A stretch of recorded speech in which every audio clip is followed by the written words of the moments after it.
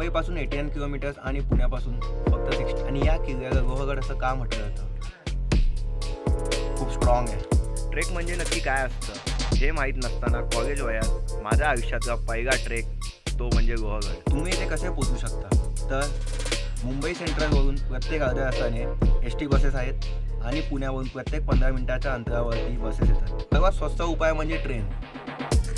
लोणावळा स्टेशनला उतरायचं आणि तिकडून कोणताही लोकल ट्रान्सपोर्ट घेऊन तुम्ही या लोहगडच्या पायथ्याशी येऊ शकता. लोणावळ्याच्या पुढील स्टेशन मळवीपासून लोहगड एकदम वॉकेबल डिस्टन्सवरती आहे. या किल्ल्याची उंची समुद्र सपाटीपासून 3389 फूट आहे.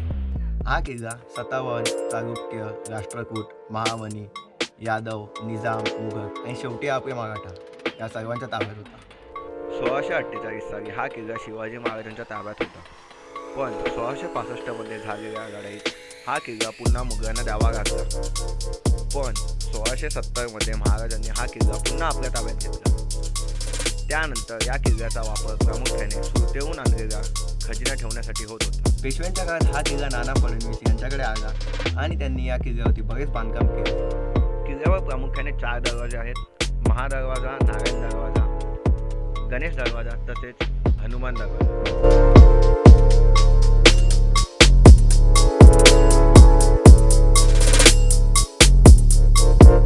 किल्ल्यावर पोहोचल्यानंतर तुम्हाला 16 कोणी तलाव तसेच त्र्यंबक तलाव पण दिसेल आणि येथे महादेव मंदिर तर आहे, त्याचप्रमाणे दर्गा सुद्धा आहे. लोहगड किल्ल्यावरील मुख्य आकर्षण म्हणजे विंचूगड.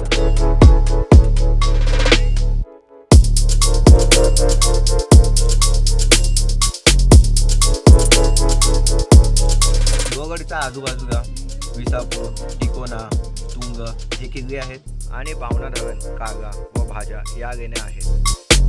गव्हर्नमेंटने हा किल्ला खूप स्वच्छ मेंटेन केलेला आहे आणि 1 मे पासून पर पर्सन 25 रुपये एंट्री फी पण ठेवलेली आहे. पुरातत्व विभागाने हा किल्ला खूप स्वच्छ राखला आहे. तो तुम्ही पण इथे येणार तेव्हा स्वच्छतेचा भान राखा.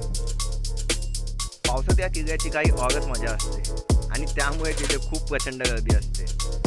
तरीसुद्धा तुम्ही या किल्ल्यावरती एकदा नक्की भेट द्या.